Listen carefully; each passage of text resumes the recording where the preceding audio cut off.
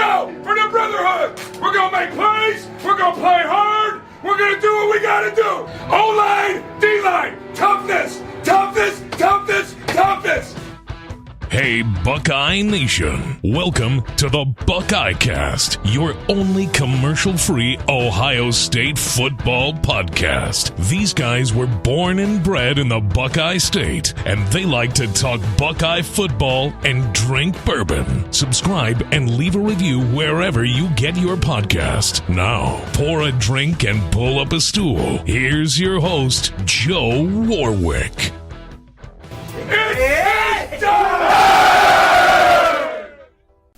What is up? We are back. Yes, we made it back. We are back. I am back.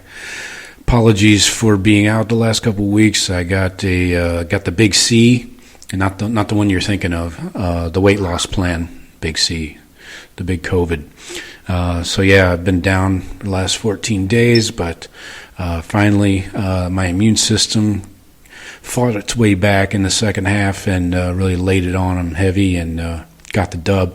So immune system still undefeated. Proud to say that. So yeah, I guess everything seems to be going okay in Buckeye land, right? I mean, I haven't really been paying attention, but I assume Buckeyes are 3-0. CJ Stroud's probably leading for the Heisman. Everything's roses, right? Offense, defense, working like a well-oiled machine, right, Shawn? Smooth sailing, man. Just been humming right along.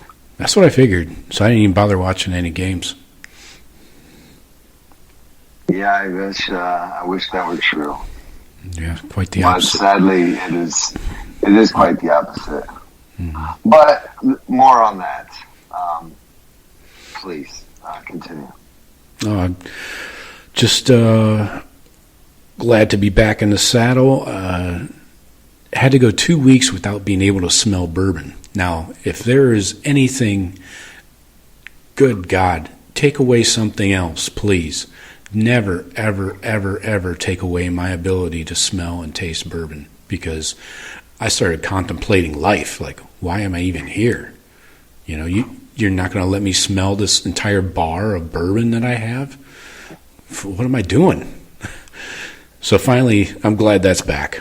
And I don't really have any great bourbon to discuss because I haven't really had anything lately. But Shawn, if you have anything worth sharing, please go ahead. Nope, I'm just in the mid-season football form, doing a lot of high school football lately. Sneaking in a little flask, mainly in Buffalo. Yeah, and that's how we're rolling nowadays. Getting high under the bleachers and stuff. Yeah. No, but it does get a little bit rowdy. I heard F. Joe Biden chant at the high school game the other day. Oh. It's a little rowdy at these high schools. I guess it sounds like you weren't the only one sneaking in a flask or two. Yeah, I remember the high school games, and I can imagine that I am not. Yeah. All right, well, let's jump right into I guess we'll touch on, we're waiting for Jeff to join at some point when he de-muds himself. So Buckeyes win this weekend over Tulsa, 41-20. Not as close as the score, or I mean much closer than the score would indicate. Usually it's the opposite, you know. Buckeyes win, barely going away. What was one big thing that stuck out to you, Shawn? What really popped off the screen? That Tulsa, 0-2 Tulsa, threw for 400-plus yards on us. That kind of popped off the screen. Yeah. Yeah, they went for 500 total offense. That'll put a hem in your dress. I mean, seriously, that's if continued this way. Okay, hey, we fixed. The good news is we fixed the rush defense. You know, yeah. We had them under 100 yards. I think we're in trouble. I don't think we know how to. I think maybe we can focus on one of those and do a decent job of stopping it. But I don't feel like we're a complete defense. And too many guys in and out, no feel for the game. I feel like, especially for backers and safeties and, getting those reads and getting on that quarterback, you kind of get into a rhythm and kind of see what's going on. If you're coming in and out, it's I think it's like the rhythm of a quarterback. You're getting in the rhythm of the game. You're picking up these reads. I'm not saying on, special third and longs and that type of stuff, but I don't know. The defense to me is still a mess, and I didn't expect it. If Barnes is calling the plays, that it would just somehow miraculously be great. He's never called plays, right? So, I don't know though. But if he can't, we're in big trouble. Yeah. And his Day, who I love, and we'll get into that too. But is Day capable of calling defensive plays? Is Larry Johnson capable of it? I mean, do we have anyone on that staff really that can be a D coordinator, call defense? Besides Kerry Combs, I guess he's kind of been demoted, but no, not that I'm aware of. I will say Barnes, I believe, called defenses one season at Maryland.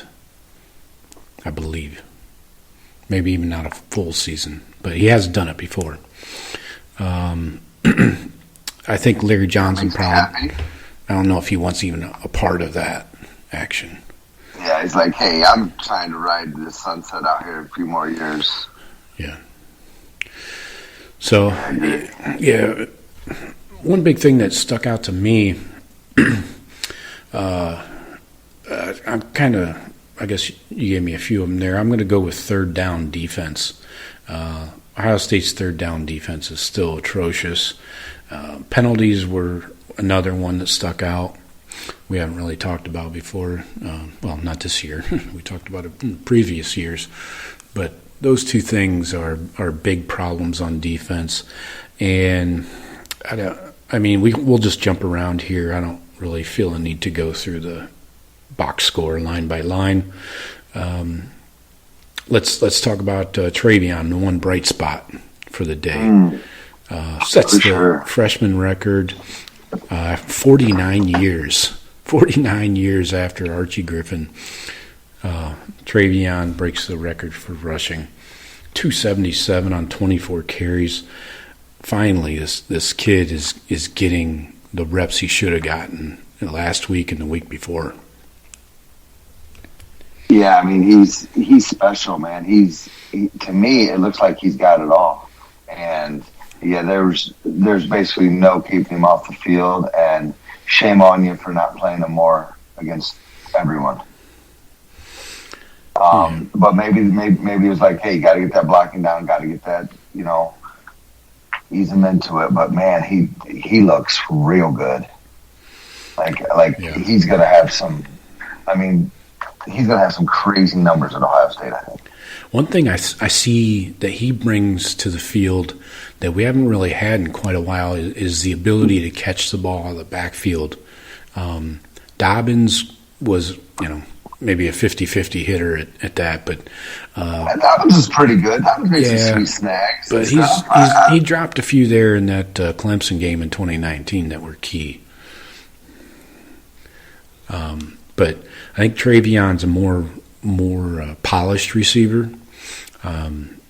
But yeah, Day said today he still needs to work on pass pro and blocking and things like that, which is to be expected. But you can't keep a kid off the field for that. I'm not sure. I was surprised how hard he was running. He was taking some hard hits, and the kid runs hard, and maybe tosses his garbage. I don't know, but looks good from here. Yeah, that one fat ass lineman that landed on his knee looked like the end of the fucking fun. Did you see that? When looked like Treyvion was done, looked like his knee went backwards. Big lineman landed on it. That was frightening. And Treyvion said after the game that he in a split second got his leg out from under there. Otherwise, he probably would have been in deep shit. That was scary. Yeah, that game, that damn game. You get rid of injuries in that game, wouldn't it be? Be nice, but yeah, be careful out there, Treyvion. Yeah. So, yeah, let's talk about other injuries. Seems to be C.J. Stroud has a serious injury that he either doesn't want to come out of the game for. He says he can play through it, but I think you got to do something as a coach. You got to get him out of there. He's obviously not. There's some kind of impingement or something that keeps forcing these high throws, and I'm not going to believe that it's all hype and adrenaline. Not when it happens throughout the game. Could it be that he's just not accurate? He's not a gamer. I guess. I don't know if Stroud's not going to make excuses for it, and he was not going to pull himself out like, no, I'm good enough to go. What scares me is coaches. If this guy's not full go and he's new, you're going to keep him out there and not play these other two guys. I mean, it kind of worries me that they don't think Miller or McCord are ready at all, or even close to being ready. And yeah, nobody's played a snap yet in the season. Yeah, I know. I don't think that Ryan Day expected to be at this point of nobody else playing. He didn't expect to be, in close games, and then obviously he didn't expect to take an L to Oregon.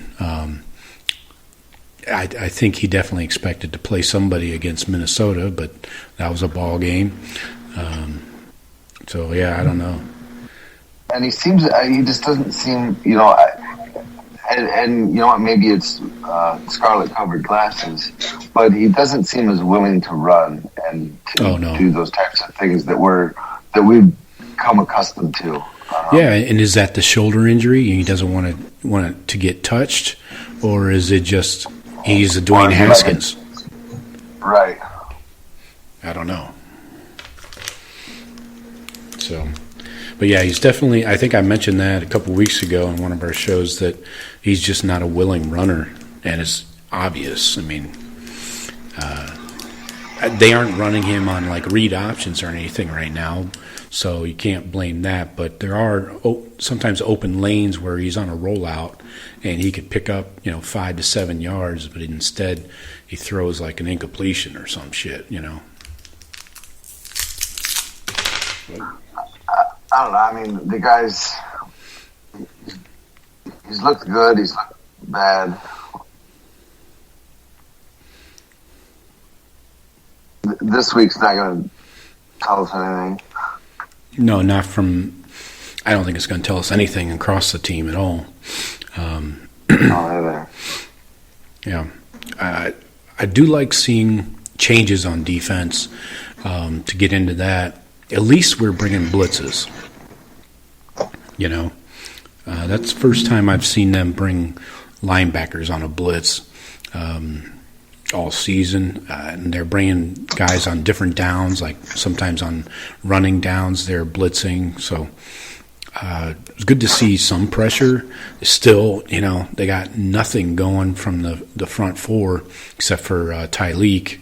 Tyleek got the sack there late. But the front four is doing nothing. I know Zach Harrison was out, but I think JTT is probably our next best D lineman or D end.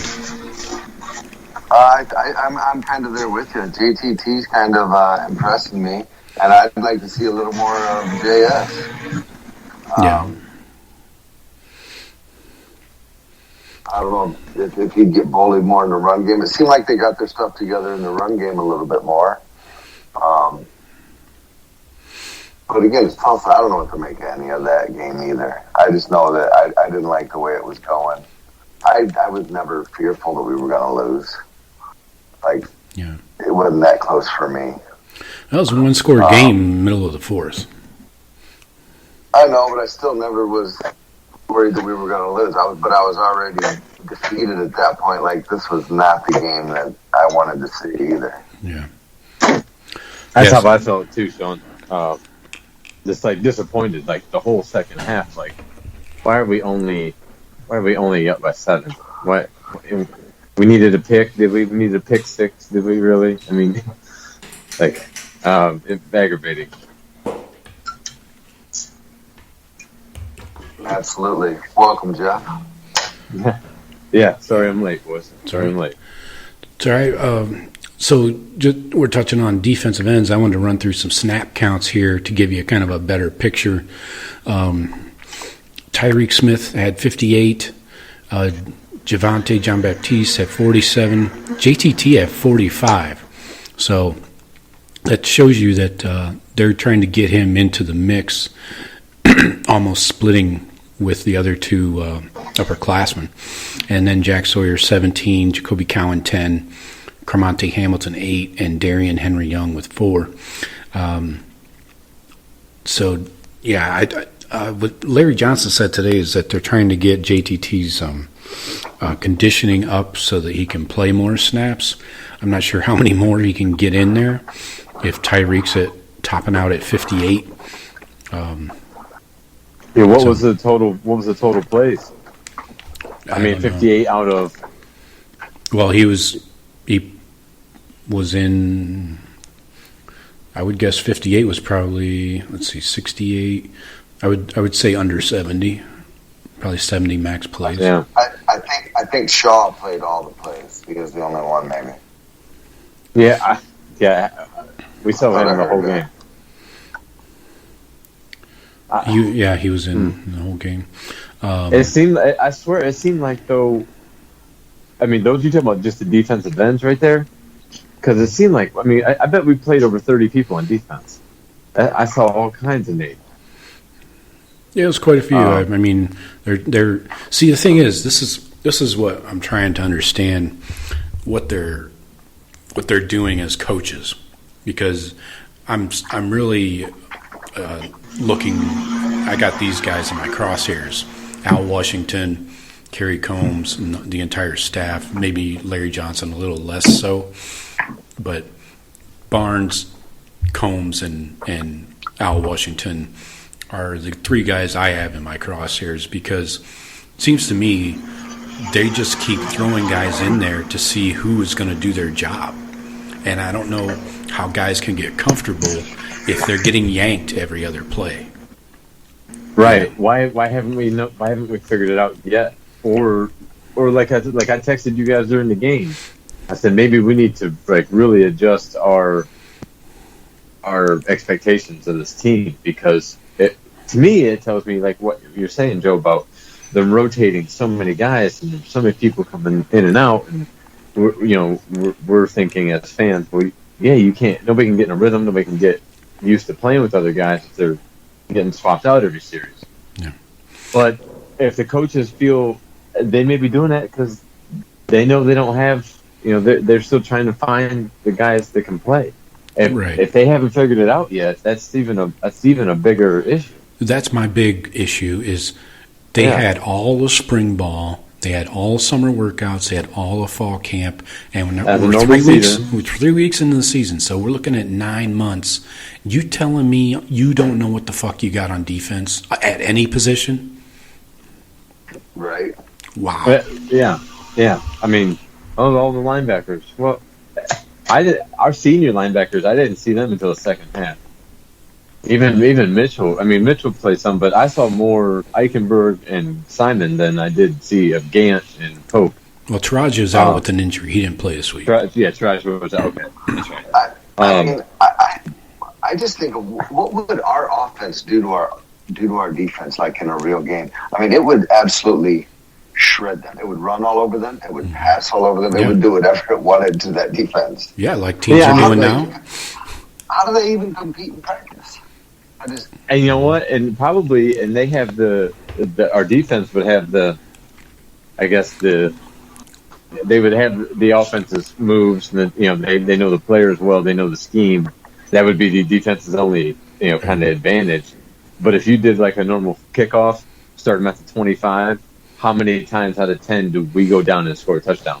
A normal football. Haven't you guys heard the saying that they always?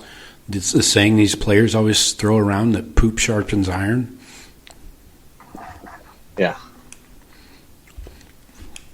So, I don't know. I mean, bright spots on defense. I guess they only played 3 corners.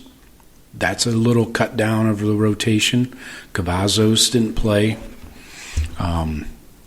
Sevyn Banks finally got in there. Seemingly he's been in the doghouse for the last 2-3 weeks.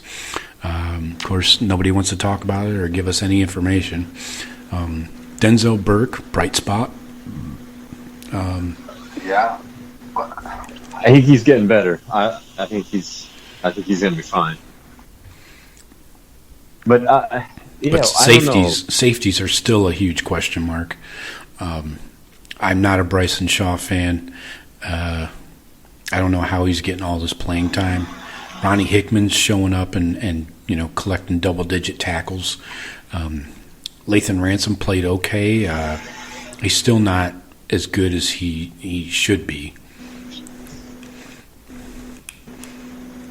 My problem is you just look at that and you say, you just named off all those guys like, yeah, they played okay, they played okay, they played okay. No, they didn't. They got 400 plus yards on them. Yeah. Well, last week they handed out 12 defensive champions after the game. You're shitting me. No. All right, now that no longer means shit to me. That's grading out as champions. Right. How the fuck? How would you even accept? How would you even accept that as a player? I don't know. Like, no, I don't. Actually, Coach, I don't think we did. Ask a former player what they think about it. Yeah, I hear one every morning. Laurinaitis is not a fan of grading out in champions anytime in a loss because he recites so much Luke Fickle, it's ridiculous. And I 100% agree. Love that either, because I always feel like, man, are we watering down that word? Definitely. Champion. Yeah. I mean, if that, I would say there's usually, a handful of champions maybe on a given week. Right. Not 16. Well, it's the coaches that are grading it, and if the coaches that are grading it are grading it softly, that's the problem. Is this a side effect of name, image, likeness and the one-time transfer? Coaches are afraid if I don't give this player a little bit of love, grade him a champion this week, that maybe, he gets down in a few weeks and then hits the portal. I don't know. That's a little soft. That's what I'm wondering too, and that would lead to a bigger problem, like you say, Shawn. Is that just with the kind of players that you're dealing with nowadays, or we just have a soft batch? But it does seem like they're kind of, we got to get everybody in. We got to give everybody an opportunity. We promised them, Yeah. Let's try to keep everybody around. We can't have a mass exodus, especially after a loss. Yeah. But I mean, the quarterbacks who need the reps more than the fourth defensive end or fifth defensive end, a backup quarterbacks need reps, and he's nowhere. Ryan Day's not close to playing another quarterback unless it's in a mop-up, blowout duty. I mean, that's what his press conference sounded like. When your starting quarterback's got a bum wing, it hasn't looked that great. I mean, did you hear him answer that question at the press conference today? No. Yeah, he's talking about, I forget, it might have been Doug Maurice or whatever, asked, I said, with your quarterback, maybe having some kind of injury, would it be worth sitting him down for a week and playing your other quarterbacks, or would that possibly affect CJ, mentally if they.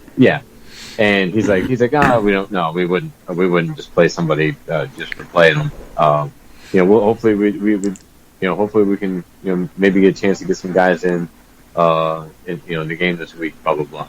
But yeah, he doesn't, he's not even talking about, getting the quarterback reps. It's like, I don't know. It's like he's treating that position different than the rest of the team is going. It's just everything's handled with kid gloves. I love Ryan Day. I think he connects so well with the players. But it's everyone's a champion, and but maybe he has to be this way. Maybe he has to, really relate with the players and stuff in this way in order to do it. That guy's lost one regular season game, right? But I feel like there's a little culture of, I don't know, and maybe it's because they're so young. They're just They're like, we don't even know what to do out here. It's nuts. We're playing big time football for Ohio State.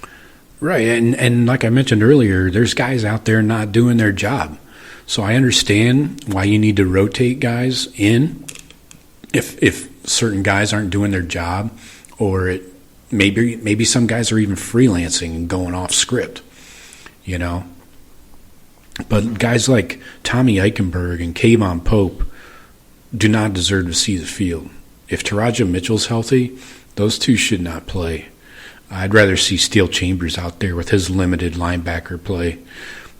Dallas Game had one fucking snap. Peo Natiote had a great stop. One play. That one play. That stop on, was it a third down? Yeah, but how many plays was he in the game for? One snap, Jeff. Okay, he only played the one snap. He made a play on it. Right. That's okay. You're 1 for 1. What That's happened? a good thing. I missed something. I thought he didn't get approved. Yeah, no.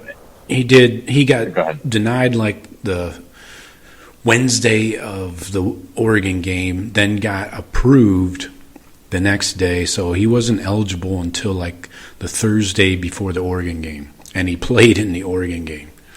And I think he gave up one of those touchdowns on that crackback play. So I'm not saying that he needs to play every down, but Pac-10 plant. He's a spy. yeah, maybe. he is Polynesian. But I can't say that he's not the. I'd like to see more of him. Now that I don't know. It's hard to say with the coach. The coaches see practice. None of the guys that do all the reporting, they don't see practice either. So none of us really know or can get a good read on what practice looks like for each of these, each of these players' names that we bring up. But Eichenberg has 9 tackles in 3 games at linebacker. That seems impossible. Yeah. That's really, really low. I see him twice on a delayed blitz almost, where he took himself out of the play half the time. Right. So maybe if he's in there longer. He's had 160 snaps. Guys. He's got the most snaps on defense, except for Denzel Burke. Yeah. So I'm not rooting for him, Joe. I've seen him make a lot of mistakes, but I don't know. So what's the cost? I mean, do we need to play him more, and then those mistakes can be corrected, or he's just not making the plays for us, and we need to play the next linebacker? I guess I didn't think there was going to be that many questions. We do play the next one, and we play the next one, then we bring back the first one, and then you go with the next one again. Yeah, we got like 6 guys rotating in. I don't know. I've seen Steel Chambers flash a little bit. I play him. I say no Gant, no Pope, no Eichenberg. I like what Taraja is. What was wrong with Taraja's Taraja? gonna. No info. Just injured. Yeah, I didn't really say. But they're not going to tell us anything, whether he could have been No. suspended for anything, and they're not going to tell us. They'll just say available, unavailable. Yeah, exactly. And because they don't have to, which is kind of cool. I mean, that they don't, put people's business out there, but at the same time, the coaches get, you get into the coach's skin when you're asking them about something, and then they don't tell you, with C.J. Stroud's injury. Well, we're going to keep asking you, Coach, unless you tell us something. And he's like, I don't want to get into it. And I wish you guys would quit asking. Well, just tell us then. If you share more information, you get less questions. You can kind of... Well, yeah, most coaches will just talk their way through the press conference and not give a shit, right, and not give you anything. But let's kind of get into this Zips game. We got the Zips coming into town. The brainiacs over at Fox and the Big Ten Network decided this should be a night game, so I'll be watching this Sunday. Fucking thing in the world. Dumbest fucking thing in the world. I'll watch this game Sunday morning. So, 7:30 in Columbus. I'm sure the stadium will be half empty by halftime. If they thought they didn't get a lot of people last week, just fucking wait. Bring the Zips to town for a 7:30 on Saturday night game. I wouldn't be surprised if play Inter Ohio. I wouldn't be surprised if we come out and look like shit right away, because a lot of these players seem like they hate the 8:00 game because you sit around all day. You have to kind of keep yourself busy for it. Mm-hmm. So we might come out. It's our first night game, and obviously they're gonna talk about all the new players and new freshmen, and they did COVID year last year, and they never experienced a night game atmosphere. They don't, how was preparation and leading up to the game and all that bullshit, right? What if these kids go out there and act fucking retarded like they never played football before, and they would say, "Oh, it's a night game." They didn't, these young freshmen don't know they don't know how to prepare. We can't. There's no excuse if we come out flat against Akron, but I could definitely see it happening. Well, there's no excuse to do that against Tulsa. They were 0-2, but it happened. No, and Tulsa will beat some teams in that conference. They're not. They probably won't win that conference, but Tulsa looked like that. They looked better than I thought they would be. As far as, but I also that's another thing. They know how to run a bunch defense formation. Yeah, exactly. We don't know how to defend it, so they were smart enough to run it. Yeah, to the tune of 2 touchdowns. Yeah, I don't know. That crowd, and if we do get up by, say, 28-30 by halftime, there's going to be like 10,000 people in that stadium by the time the game's over. And don't bring any rain into the mix, because that will empty that place in a hurry. Yeah, every bar on High End Lane will be packed. I think you could be underestimating. Akron is coming off a big win against the Bryant Bulldogs, tied in the fourth, and the Zips hang 21 unanswered on the Bryant Bulldogs. You're right. I am underestimating them. Where and what is a Bryant Bulldog? That's an excellent question. I'm not sure where, but I'm pretty sure they're a type of dog. There you go. I don't know where Bryant is. I'm sure it's a fine establishment, but Akron's defense is worse than ours. There's that. That's an accomplishment. Yeah, but I don't. That's about all I know. Okay. Akron's defense is the worst in the country. Yeah, I'm not really into doing a preview of the Akron Zips. So CJ's shoulder, this is the game where I think maybe you give him the start just out of the kindness of your heart. Give him the start, let him play a quarter. Maybe you get up 14-0, ideally 21-0, and then you hand over the reins to Jack or to Kyle, whoever. Quinn Ewers is not going to see the field. He's not even. Day said he just can't even get snaps in practice enough to play in a game. So tells you where he's at. So I think you go Kyle for at least a quarter, maybe 2, and then Jack for the fourth. I don't know, something like that. And just give CJ, let him come out, warm up, get that first quarter in, and then get him out of there. You guys see any other options there? I don't see having a quarterback put up numbers against Akron is not going to suddenly call for CJ's head. And I don't think people are going to ask for CJ to be benched just because Kyle lights up Akron. Exactly, and there won't be as of course there's going to be idiot fans that they go on Twitter and we fuck this, we need to go to here, switch this around, but that's not going to be. It won't be a big enough outcry because there's enough Buckeye fans that know. But I what you're saying, Joe, if CJ Stroud plays more than a quarter or more than 2 series, put it that way, more than 2 series, I would be in complete disagreement with what we're doing. Because even if if Day doesn't feel that those other quarterbacks are ready, meaning Miller or McCord, if he doesn't feel that they're ready and won't play them, then I think that's on him. I think then I think it's a direct. But his, to play devil's advocate here, maybe Day's thinking, I need to give CJ a bunch more snaps. We're not ready yet. Yeah, and our he alluded to that.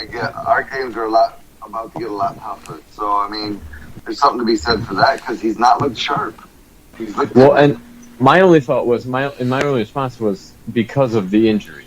If he was healthy, play him like a normal starting quarterback. Play a half or into the third, one possession into the third, and then pull him like we would do sometimes. Like normal, just regular normal. You get up big, then you play that, and you take starters out. But because of his injury, that's the only reason I say that, Shawn. I would be all for just resting it because but if as long as he can communicate it to all the quarterbacks in that room, this is what's going down. Take CJ aside and say, hey, I want to rest you. I know his shoulder's bothering you. Get some work on it. Kyle's going to be the quarterback. When you're healthy, you're coming back. Don't get fucking down on yourself. You're going to be the quarterback next week. I'm just letting Kyle and Jack play because they need reps too, and you need to get healthy. Like if he handles it like that. 22 for 24 for 430 yards and 5 touchdowns. And the coach is going to be able to give us fucking act. Dude, Day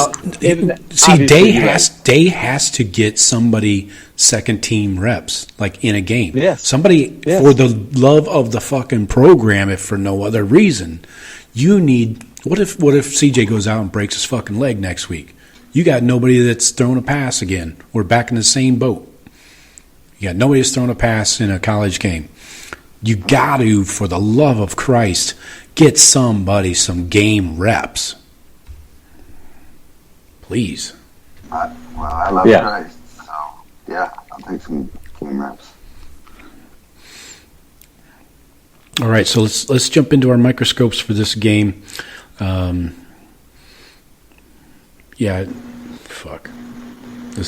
is ugly.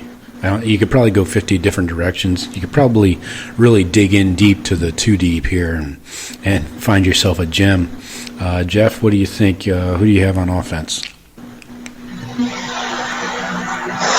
Well, since I can't just say whoever's under center, Chris Olave. I want to see he went a whole game without a catch, and then had a chance at had the late catch. They got ruled. They got called back. Right. Chris Olave. I don't care what's going on in the game. He should not go, without a reception in a game. I want to look for just to get back, just to get some balls early, get a couple touchdowns, sit the second half, just get that. Let everybody know. I just need to get back in my rhythm. I'm good. But it's hard to say against Akron, man, because the spread's 49 points. Yeah. Can we pick a starter, or should I pick a freshman? That I think is going to play the second half. What was the spread? It was 53 at one point. Yeah, it's down from 53 to 49. Okay. Oh my goodness. Yeah. So I mean, like, can a player to watch? I don't know. Evan Pryor. I think we're going to see him all fourth quarter. I don't know. But Chris Olave needs a bounce back game. At least just get a couple touchdowns. Okay. Couple receptions. Get out there, get healthy. Get out of the game, stay healthy. Yeah. All right, Shawn. What do you think? Who do you have on offense? C.J. Stroud. Okay. Going big game hunting. I am. He needs to be better, and if I expect him to be better. If he's not better this game, then we've got a problem. Okay. And so I don't expect him to play long. I expect that to be because he is playing well. My microscope is only on him, hopefully for about a quarter and a half. Sounds good. I'm going deep into the wide receiver room. I'm going Marvin Harrison Jr. I think the twos get in early and play the bulk of the game. So I think the big man, the big freshman, is gonna put up some numbers. Probably from Kyle. Joe, I got a question, Joe, to you. Yeah. Because I'm a huge Marvin Harrison Jr. fan. I've been wondering, why are we not seeing him? Do you think? We're not seeing any receivers, honestly. You see a little bit of Ibuka, and I saw a little bit more of Fleming this past game. Mm-hmm. But I mean, like, all the fucking hype coming through spring was this dude. He looks like a grown ass man out there. Yeah, and he is going to make playing time. You know, they talked about the top six. Mm-hmm. Yeah, but the top five. I'm just wondering. I'm wondering what's your thoughts on why you think we're not seeing it. Well, we're not seeing any of the second string receivers at all. Look at these snap counts on the season. This is through 3 games. Fleming has 20, Harrison Jr. had 16, and Emeka Egbuka has 12. The only reason you're seeing a lot of Emeka is kickoff returns. So, and because we give up a lot of points and he gets a lot of opportunity. Exactly. So, I think this is the game. What is going on? Well, I mean, we're in dogfights every fucking week. I mean, you got to keep starters in there. That's why we're not seeing backup quarterbacks. So our receivers don't. They only get tired in blowouts. I mean, all right. So we can play 3 guys. We can play our starting 3: Jackson, Chris, and Garrett. We can play those 3 pretty much every play. We don't need to actually rotate them out. Right. If we're any 3 receiver set, those 3 can go out there. Well, at the same time, though, you're worried about these quarterbacks transferring. These fucking receivers are going to transfer. Mm-hmm. We could if we lose 2 of them with Olave and Garrett leaving. That's it. Then that makes 4. Then we're back at the fucking shit pile. And then we got 3 really good at the top, and let's hope for the best. And I include Jaden Ballard in that. Mm-hmm. But then it means like every receiver we have left is going to make it, and pop and explode on the field, and that's not always a given. But it's aggravating. It's aggravating. These guys are still leaving early every year, except Olave, which was amazing that he came back. But I mean, so I feel like it's still going strong, and you're going to keep feeding that pipeline of these dudes coming in, and you might lose Jameson every now and then, but you're only losing Jameson because you got 5-6 dudes that are better than him. Yeah, definitely. All right, so Jeff, who do you have on defense on your microscopes? Oh my God, I've got a really big microscope. It gets like 3 or 4 guys at a time. I'm just kidding. Jesus, I don't even know where to start. Who's going to be replacing? Oh man, I'm so wrapped up in the defense as a whole. Let's go, Cody Simon. Okay. Be the linebacker that we need you to be.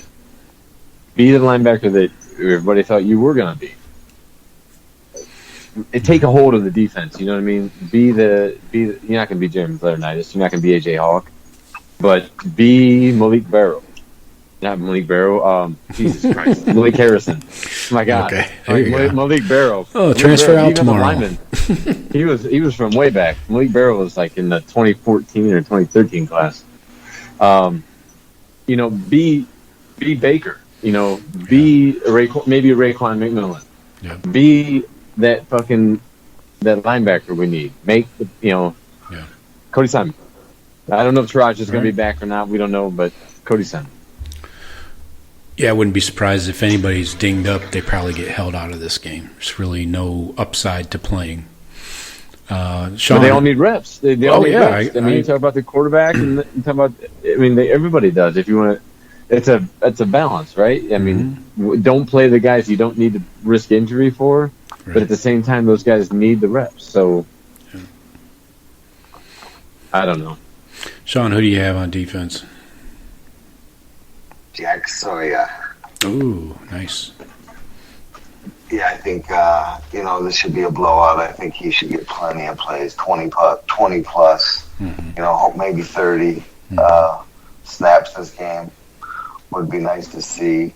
And to me, in a game like this, you don't even need your back 7 to be that good, your D-line should dominate this game. And so I'm going to focus on Jack Sawyer because I think he should just go off and probably have,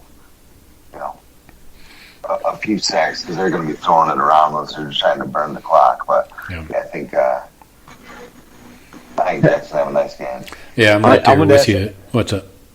So I just wanted to ask both of you real quick. What's your takes on why do you think JT Tuimoloau has passed Sawyer in the amount of playing time he's gotten with the amount of time that they've both been on campus? It seems like it's flip-flopped. I just wondered what your takes were on why you think that is. Well, JTT came in with the weight on. He's like already he's 260 something. Jack has put on weight, but I don't think he's up to that big yet. And I think JTT was maybe more ready. You got to remember. I gotcha. Jack didn't play. What did he play his last 2 years of high school? Yeah, he skipped. Played his junior year. Right. And then COVID was his senior year. Yeah. So he didn't play his senior, but yeah, he played his junior year. Was it Pick Central or Pick North? Yeah, whatever. Right. So yeah, I'm going with JTT this week. Actually, I'm in the same boat as Shawn. I think the young guys are going to get in there early and often, and I think going against Akron's tackles, if this is a day to put up some numbers, I think this is your best opportunity. Exactly. It needs complete domination. Yep. It has to be. It has to be. Yep. And hey, maybe it earns them more playing time. When guys like Zach Harrison are injured or not getting the job done, or Tyreek Smith, whoever, JBB, maybe they get leapfrogged. I mean, at this point, you got to find a way to pressure the quarterback with 4. This has to happen. Yeah, why are we? I can't. That is bothering me that these guys. We've seen these guys perform last year, and they dominated. Our defensive line dominated Clemson in the bowl game, and I mean, Togiai wasn't the only one dominating. You know what I mean? Like the guys that we have on that field, they were playing lights out. Tyreek Smith, Pascal Garrett. Yeah, but we're Cooper seeing. I mean, was there. Cooper, but it seems like the quarterback's dropping back now. Granted, Minnesota, there was 2 steps and letting go of the ball. They weren't going to let us get a pass rush on them. But the Tulsa guy, Bryn, is that his name? Yeah. I mean, they were taking some deeper drops, and he was waiting on those bunch routes to clear out and stuff. And it seemed like we would push off the edge, and then tackles would just kind of keep riding us out to the outside. Quarterback step up, deliver the ball. I saw Sawyer doing it. I saw JTT doing it. They're trying to get the edge. Tackle just lets them get to that outside shoulder and just kind of lets them ride by the quarterback. Quarterback steps up in the pocket. Right. Too much of that. Yep. And Ryan Day said there's something partly about scheme. So maybe he's getting on Larry Johnson a little bit too. Like, hey, we need to come up with some twists and all that kind of stuff. Yep. All right, let's finish this game. Final score predictions. Jeff, what do you have for your final? Buckeyes by 49. Over under 67.5 is what Vegas says. Jesus Christ. I will definitely take the under. I will hit the under heavy. I have not seen anything from these Buckeyes that say they're beating anybody by 7 touchdowns. They're just too inconsistent right now. I would say 55-7. Cool. It's a good day. Shawn, what do you think? I'm wanting to say 17. Well, you're just 1 point off of covering there, by the way. I know. It's probably more like 42-7, but let's go with 42-7. I don't know if we can get into 50 yet. Shawn, what do you think? Jeff, you talked me into it. 52-17. Oh, dear Lord. You guys are so duped. I'm going 45-13. This offense is not going to put up 50 points or even close to it, especially if CJ only plays a half or a quarter. So I'm going 45-13 under. Buckeyes do not cover, and more of the same of the last 2 weeks. So might want to lay off this game, Buckeye fans. You can't. Nobody. Who's taking 49 points, man? That's a lot of fucking points. I don't care if it's Alabama playing the worst team in their conference or the worst team in the Sun Belt. After the way we've looked? Yeah. I mean, that's I can't. I mean, it was 53, Shawn, like probably 4 days ago. And it's, I don't know where so the money's coming in, and so they start moving the line from 53 to 49. Way too much. It's just all that big zip money coming in. Yeah, big zip money. Yeah. I mean, why not though? If I would take LeBron James money over there. There you go. What was the money on Akron to cover? I don't know. I mean, I'm just, if 49 points, I might have, if I was an Akron fan, I might have looked at taking Akron there. Mm-hmm. But, so let's, you guys want to talk about some Big Ten games from the last week? We got a Penn State-Auburn game. We got Michigan State smacking the Canes. Michigan continues to beat up on MAC teams. Can't wait to see what happens when they play a Big Ten team. Coming up this week, not a lot of great action, honestly. You do have Notre Dame and Wisconsin, I guess. I think it's the only ranked matchup. A&M and Arkansas. Nobody cares about that. I'd love to see Arkansas upset them. That would be great. Fucking pig stewie all in your face. They are. Yeah. They are. They are now. I mean, nobody would have said it before last week, or before they beat Texas. How about that Penn State game? Hey, I tell you what. Most of the game, I did not have the volume on. Just from where I was at. But looking when they put those shots in the crowd and the team, when the team's on the field, I almost got goosebumps and I couldn't even hear the fucking screen. You hear the stadium. That looked cool. I don't think anybody does that better. Nobody does that better than Penn State. I don't care. Michigan tried their shit. It looked like stupid. Right. Penn State rocks that shit, man. I give them that. Yeah, they know how to do a night game. That's for sure. Yeah. It was big for the conference. Obviously, we needed them. I was rooting for them. Because the last thing I wanted. BIG. Well, the last thing we wanted was fucking some middle tier SEC school coming up north and kicking ass, and then it's just then the whole perception. Think how that game would have went different if it was 28-7 Auburn. What would they be talking about the Big Ten with Ohio State's current struggles, or issues, and if Penn State gets bludgeoned at home by a middle tier SEC, oh fuck, that would have been the end of it. Those referees fucking tried. Win. Those SEC refs strike again. Since when do you get the away team's conference? When does that happen? Usually I thought it was like a different. Like if it was Big Ten and SEC, you got like maybe ACC or Big 12 refs. You have like when does the road team get to take the refs to the stadium? When the SEC's involved, they call the shots. We all know that. It must be just because if we're coming north, we're bringing our boys and stripes with us. You know what I mean? We ain't trying to none of you Yankee bullshit.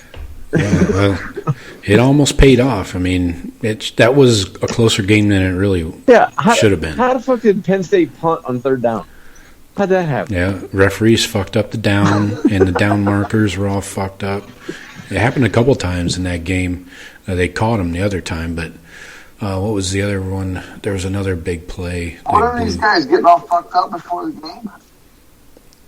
Seems like these it. Refs? Maybe. I mean, they caught the refs trying to do the wrong thing, and made them do the right thing. Anyways, no, that was a huge game.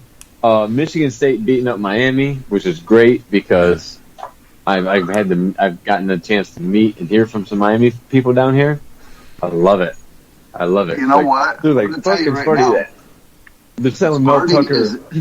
Sparty's not bad, and Mel Tucker's their guy. And that running back they got, I watched that game. Yeah. He runs like a fucking rape tape, man. He looks real good. Yeah, well, it helps when you can ship out a third of your roster. Like 34 guys, I think they either transferred out or kicked off the team, and they transferred in replacements for all those guys. And it helps when one's a starting quarterback. They did a nice little switcheroo on the old roster in the offseason, and they got some good quality players in there. And I will say this. This is a theory I have, and it's got pretty good credence, I think. Across the board, across the country, the reason we're seeing all these fucked up, I guess, kind of the regular powers are kind of wavering, and then you got all these middle-tier schools that are playing like lights out. I think it's this super senior rule. You've got this compression of talent where at Ohio State, Alabama, Clemson, Oklahoma even, maybe a bunch of the NFL talent left, right, after last season. Mm-hmm. And then you have all these other schools that have all these 6-year players coming back with a shitload of experience. If you look at the top schools, Minnesota, yeah, perfect example. But they're across the board, and if you look at returning experience, Ohio State, Alabama, and Clemson are some of the lowest in returning starters. But all these other schools have returned 5th and 6th year seniors, and you can't equate. And Ohio State's learning it the hard way. You can't equate for that experience in game, And Ohio State's defense is a perfect example of having nobody with experience, and it's killing them. But all these other schools are haven't gelled. They don't trust each other. So I don't know what it is. Joe, I'll agree with you. I like what you're saying there. Transfer portal is a big factor where now the big time schools, the bigger schools, the better ones of each conference aren't just stockpiling 2 and 3, 4 deep. Now those guys are getting filtered out to these other, the lower level schools in those conferences, and now they're challenging the typical top dogs of those conferences. I think it's all related. Having a 5th or 6th year senior and some transfers that come in from some big, you're hearing about, the fucking Clemson running back transferred to, what the hell is that kid's name? Wisconsin. Yeah. Maselli. Yeah. So, I think the transfers are a huge part, and the older seniors are a huge part. Minnesota's offensive line. Mm-hmm. They're as old as the fucking Vikings offensive line. I mean, both big factors. I mean, I think it might take a couple of years out, but this could, bring back the theory of,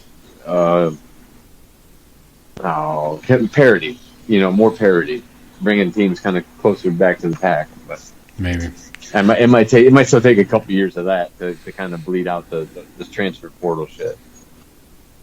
Yeah. So, what other games do we have to talk about? We covered Penn State, Auburn, Michigan State, Miami. Iowa seems to be rolling along. We need to be Iowa fans all year, right? We want Iowa. Iowa's going to Penn State. No. I think Penn State's going out to Iowa here in a couple of weeks. Who do we want a nice, close, hard-fought game with Iowa winning? Schedule. Yeah, they do. Support bastards. At Wisconsin, at Iowa. How do you think? How will it play better for us? Figure us needing to beat Penn State to get to the Big Ten championship, facing Iowa. Ideally, we want to face an undefeated Iowa, correct? Or do we want an undefeated Penn State when we face them? What do you think for Buckeyes? Our perception. I think that's fantasy land right now, because if we keep playing like we are, we're not going to be the champ of our division. Right, and obviously, if our players are thinking about this, then we are fucked for real. But this is a podcast, and we're drinking here, so we're allowed to talk about this. Well, I mean, what do you think is the bigger? What do you think is the better scenario? I think we have a perfectly good chance of running the entire table in the Big Ten, even with a mediocre team, and backdoor into the playoffs like we have before, and get railroaded by a 1-seed Bama that beats us by 30. Do you think we need any help if we do win out with one loss? No, do you think we need help? I don't think so. Yeah. One loss. There's going to be two. Good. All right, so if Georgia and Bama stay undefeated, play each other in the SEC title, they're both making the picture. The both of them making the playoff. So that's 2 slots. I also think one of those teams is going to have a loss before then, if not both. Okay. Bama's got a tougher schedule, so I would say I wouldn't be surprised if Bama loses one. They're obviously not doing anything to light up the scoreboard either. That was a ball game. Watch Ole Miss give them a game. I think Ole Miss is going to give them a game. Right. I think that's going to be a real close game. All right. Okay. Well, so never mind. Then you guys think we're just going to win out, and it doesn't matter. If we win out, I'm not saying we will. I'm not saying that either. I'm on pins and needles for the push right now at 11 wins on the season. So every game is a fucking nail biter for me. Yeah. I'm just saying we need to root for Penn. I mean, obviously we need to get our shit straight and get our heads on right. But we need to root for Penn State to keep winning so we can beat them, a top 5 team, by the time we play them. Yeah, they're 6 now. And then we face a 1-loss Iowa, maybe like ranked 9th or 10th when we play them for the Big Ten title. Yeah. I'm talking about resume building. I don't think it's a given that if we just win out, we're in with 1 loss. Iowa's got a decent resume here. If they beat Penn State, whoever wins that Iowa-Penn State game, it's a wash. It doesn't matter. Then Iowa goes to Wisconsin end of October. That's a tough game for them. So assume that they win out. The rest of their schedule is weak as hell. It's all Big Ten West. Don't look past Minnesota. Might break your heart over there if they get a running back. I mean, Ibrahim's. If Ibrahim doesn't go down, I think they compete over there. Yeah, but Penn State's got the tougher schedule here. They got Indiana in a week and a half. Then go to Iowa. They go to Columbus 2 weeks after that. Then home against Michigan, and then at Sparty to finish the season. Wow. At Sparty, at Iowa, at Ohio State. And Michigan. Home to Michigan. Yeah. Mm. They're going to earn it. At Wisconsin. And they were at Wisconsin. And they won. Right, exactly. Started the season at Wisconsin. They didn't do them no favors, but they got to lose at least one. I mean, I don't see how you go through that gauntlet unscathed. Right. I mean, you want to have that schedule when you have like our 2019 team or our 2015 team or something. You know what I mean? Like we got to have the horses for this fucking schedule because you don't have a shot at going undefeated. But they can. I think Penn State. I think they can play with anybody. Their defense, I think, will keep them in games. I could picture that. I could picture us and them like a 16-13 type of game. But anyway, so that's a long ways away, though. We got a lot of winning to do and a lot of improving to do before then. But yeah, it's a big game to look ahead at. We got Penn State coming. We got to figure out some things before we travel out there to New Jersey. At Rutgers next. Mm-hmm. They're going to keep chopping. They're going to chop it. Sleep on the Chianos. The fighting Chianos. He was good there before. That's his team. Hey, Joe, I wanted to ask you a little bit about the fucking Buckeye Scoop story. Yeah. I read some of the legal docs, the numbered line item statements or whatever the court case, yeah. The lawsuit that against Kirk Barton. I got no problem hating on Kirk Barton. That motherfucker was a turnstile in the 06 national championship game. Yeah. That dude was part of the dominance that was shown over us. So I got no problem hating on that guy. I had no idea that he was a fucking scumbag, though. Yeah. And like Buckeye Nation as a whole should be turning on him. Yeah. And that Nevada Buck, I never did like the Nevada Buck, especially because he didn't tell his fucking name. Like he was some insider guy. Yeah. You know what I mean? Like I didn't get it. Like everybody knew about it, and then all the guys, Nevada Buck with his fucking diamonds in the rough and his fucking beautiful, and all his secret information and his fucking nuggets, and he knows this guy. He's got a friend on the Oregon coaching staff. Oh, he lives in L.A. now? too. He lives in Manhattan Beach. Yeah, right. Yeah, not bad. But and it's, so Stickney, is that his name? Yeah. Do you know who this guy is? Have you ever heard of him? Not until I started listening to Buckeye Scoop. No. Okay. Apparently, he's a legend. He's been around. I don't know. Maybe he's a huge booster. But seemingly, what I was most offended by, not the stealing of the money because it wasn't mine, and not the changing of the fantasy leagues, even though that is basically stealing money. If you're paying for a fantasy league and a guy's fixing it. Right. Yeah, it's fraud. Yeah. I was most offended because it directly affected me, and that's the falsified practice reports we were getting. You know, whether it's from the quote-unquote wise men that live inside Nevada Buck's head or whoever. That upset me the most because I'm like, now I don't know what the fuck to believe. This all could have been this entire message board could have been lies. And I was kind of getting tired. Right. I was kind of getting tired of some of it anyways because a lot of it sounded like and turned out to be just drama, like rumors for drama's sake, like high school girl shit, you know. And half the shit he said, like never that's what that sounded like to me came true. Like when he was talking about Kerry Combs getting in trouble after week 1 or something, nothing happened. They didn't change anything until week 3. And just other stuff, like it just seemed like a lot of drama that they are putting on that message board. And I don't know. None of it was really like concrete, you know, info. Saying Treyvion Henderson's great. Fuck, I could have said that. Right. And there was something about there was a player on the team that was giving them information, but then that was found out, and the player was kicked off the team.